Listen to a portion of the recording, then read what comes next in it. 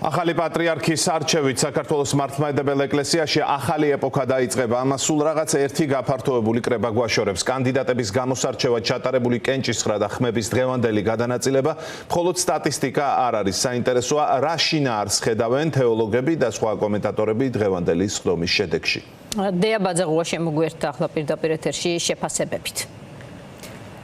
დღევანდელი სინოდის სხდომა უკვე შეფასდა მღვდელმთავართა ისტორიულ შეკრებად. უმაღლესმა სასულიერო იერარქებმა სამი საპატრიარქო კანდიდატი გამოარჩიეს.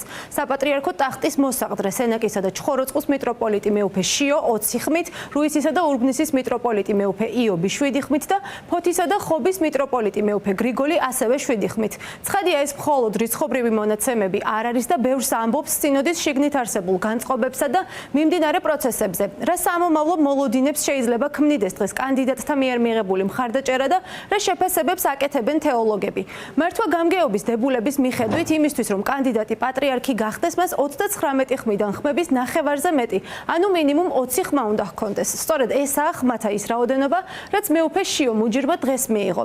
თეოლოგები ამბობენ, რომ ამ მხარდაჭერით საპატრიარქო ტახტის მოსაყდრეს არადამაჯერებელი, თუმცა მაინც გამარჯვების მოპოვების დიდი შანსი აქვს. ანალიტიკოსები ხაზს უსვამენ იმას, რომ დღეს არჩევანი არა მხოლოდ კონკრეტულ კანდიდატებზე, არამედ ქართული მართლმადიდებლური ეკლესიისა და სახელმწიფოს კურსზეც გაკეთდა. თუ რა მიმართულებით განვითარდება და როგორი შეიძლება იყოს მისი მომავალი. ამ კუთხით თეოლოგთა ნაწილი საკმაოდ მწვავე და კრიტიკულ შეფასებებსაც არ ერიდება. დღევანდელმა სინოდის ხდომამ, სადაც სინოდმა პატრიარქობის სამი კანდიდატი გამოარჩია, თვალნათლივ დაგვანახა თუ რა არჩევანი ანუ საქართველოს ეკლესიის განვითარების რა არჩევანს ემხრობა სინოდის უმრავლესობა.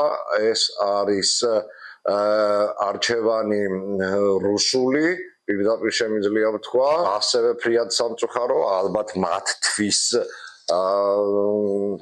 სასიხარულოა იმ 4 ადამიანისთვის, ვინც ბოლოს, ბრუტუსივით გაყიდა საკუთარი თავი და მე ესე ვიტყოდი, ზურგში დანა ჩაარტყა საქართველოს მართლმადიდებელი ეკლესიის განვითარებას. მე არ მგონია, რომ ყველაფერი არის დასრულებული. მთელი ამ პროცესის განმავლობაში ვამბობდი, რომ 20 ხმაც არ არის გარანტია.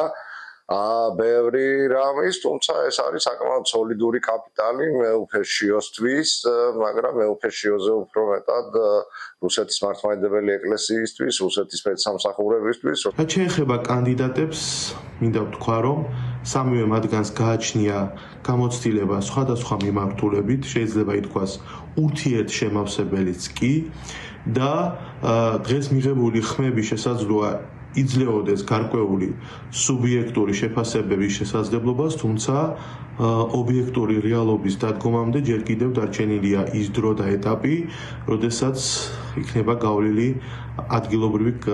როდესაც შედგება ადგილობრივი გაფართოებული საეკლესიო კრება.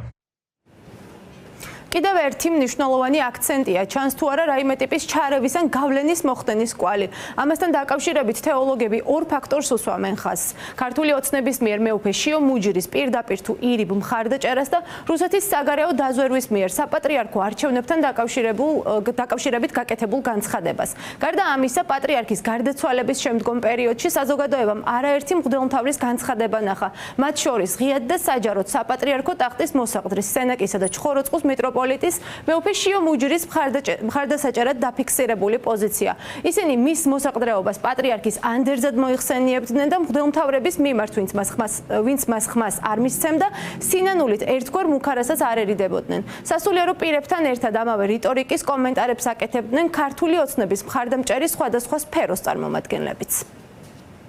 თუ კარგად გადახედავთ საქართველოში მიმდინარე არჩევნებთან დაკავშირებით განცხადება გააკეთა კონკრეტული სახელმწიფოს საგარეო დაზვერვის უფროსმა, სადაც მან პირდაპირი ტექსტით განაცხადა, ვინ იქნებოდა მისთვის და მისი სახელმწიფოსთვის მიუღებელი კანდიდატი, აქვს თუ არა და ქონდა თუ არა რუსეთის საგარეო დაზვერვას ბერკეტები, ჩვენ შედეგებით შეგვიძლია ვიმსჯელოთ არჩევნებში ჩარევაზე. მე იმედი მაქვს, რომ ალბათ მეუფეშიო მოგცემ შესაძლებლობას ნახოთ რა არის მისი განსაკუთრებული ღვაწლი საქართველოს ეკლესიაში, გარდა იმისა, რომ თავის დროზე ის აღმოჩნდა ალფეევის და არა მარტო მისი რჩეული.